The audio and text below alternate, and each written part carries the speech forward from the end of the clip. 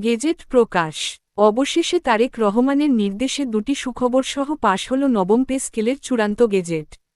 আরও বিস্তারিত থাকছে পুরো ভিডিওতে।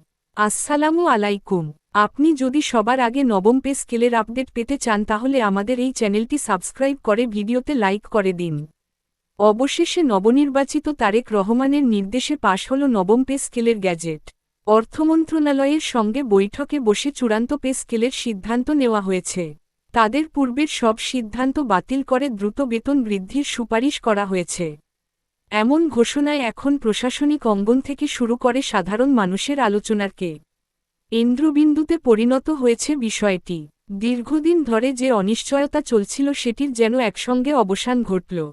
সরকারি চাকরিজীবীরা অপেক্ষায় ছিলেন, কবে স্পষ্ট ঘোষণা আসবে, কবে গেজেট প্রকাশ হবে, কবে বাস্তব পরিবর্তন চোখে পড়বে। অবশেষে সেই প্রতীক্ষার ইতি টানার মতো বার্তা সামনে এসেছে। গেজেট পাশ মানে আর কোনো দ্বিধা নয়, এটি এখন বাস্তবায়নের পথে এগিয়ে যাওয়া একটি আনুষ্ঠানিক সিদ্ধান্ত। অর্থমন্ত্রণালয়ের সঙ্গে এই বৈঠক ছিল অত্যন্ত তাৎপর্যপূর্ণ।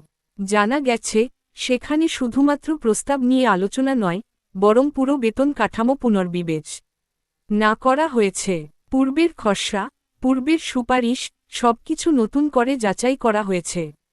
যেসব সিদ্ধান্তে দীর্ঘগতি ছিল বা যেগুলো বাস্তবতার সঙ্গে সামঞ্জস্যপূর্ণ ছিল না, সেগুলো বাতিল করে দ্রুত কার্যকর করা যায় এমন একটি কাঠামোর উপর জোর দেওয়া হয়েছে।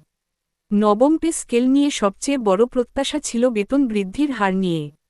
বাজারদর বৃদ্ধি, মূল্যস্ফীতি, নিত্যপ্রয়োজনীয় দ্রব্যের দাম, সব মিলিয়ে সরকারি কর্মচারীদের বাস্তব জীবনযাত্রায় চাপ বেড়েছিল। নতুন সিদ্ধান্তে সেই বাস্তবতার প্রতিফলন ঘটেছে বলে আলোচনা চলছে। বিশেষ করে নিম্ন ও মধ্যম গ্রেডের কর্মচারীদের দিকে বিশেষ গুরুত্ব দেওয়া হয়েছে বলে ধারণা করা হচ্ছে। এই গেজেটের মাধ্যমে প্রথম যে বড় পরিবর্তন আসছে তা হল মৌলিক বেতনের পুনর্নির্ধারণ।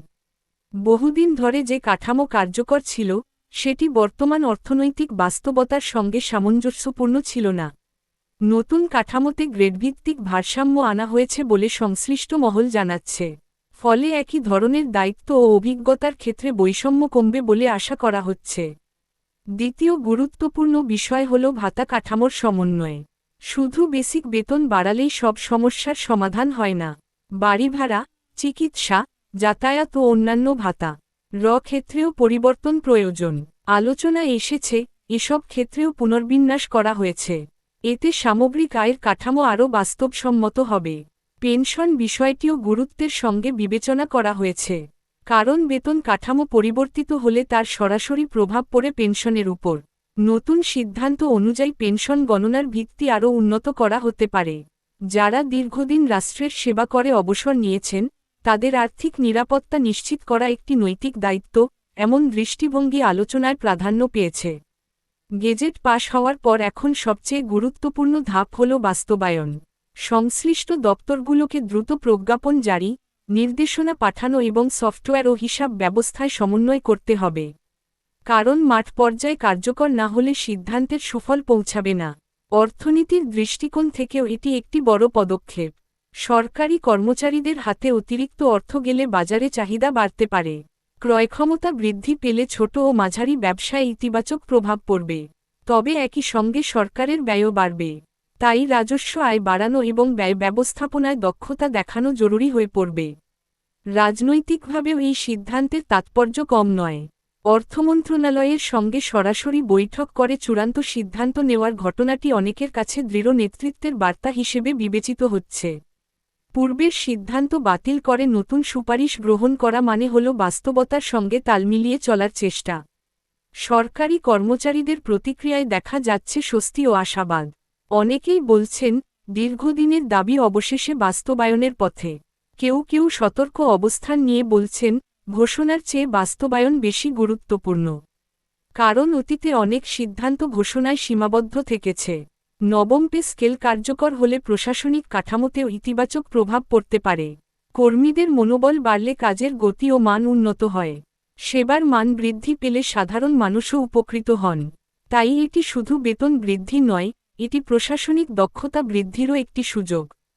তবে চ্যালেঞ্জও রয়েছে। বাজেট ঘাটতি, বৈশ্বিক অর্থনৈতিক চাপ এবং অভ্যন্তরীণ আর্থিক সীমাবদ্ধতা বিবেচনায় রেখে সিদ্ধান্ত বাস্তবায়ন করতে হবে। পরিকল্পনাহীন ব্যয় ভবিষ্যতে চাপ সৃষ্টি করতে পারে, তাই ধাপে ধাপে বাস্তবায়নের বিষয়টিও আলোচনায় থাকতে পারে।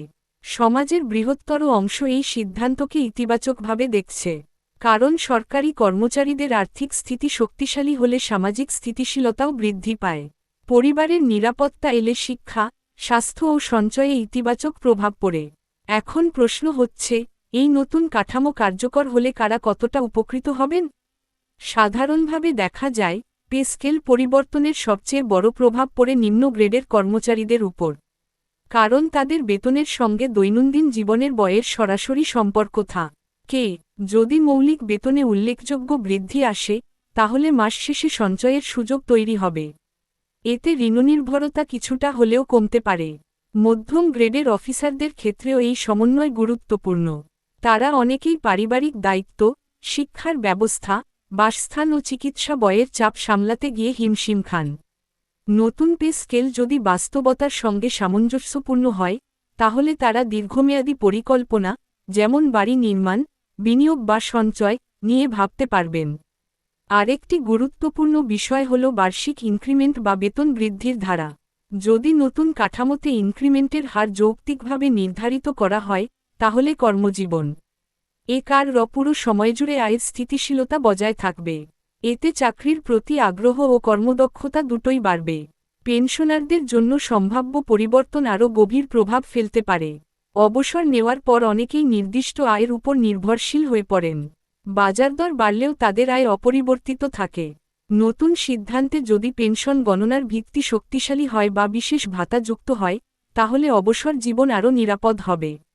বিশেষ করে চিকিৎসা ব্যয়ের ক্ষেত্রে সহায়তা থাকলে সেটি হবে বড় স্বস্তি।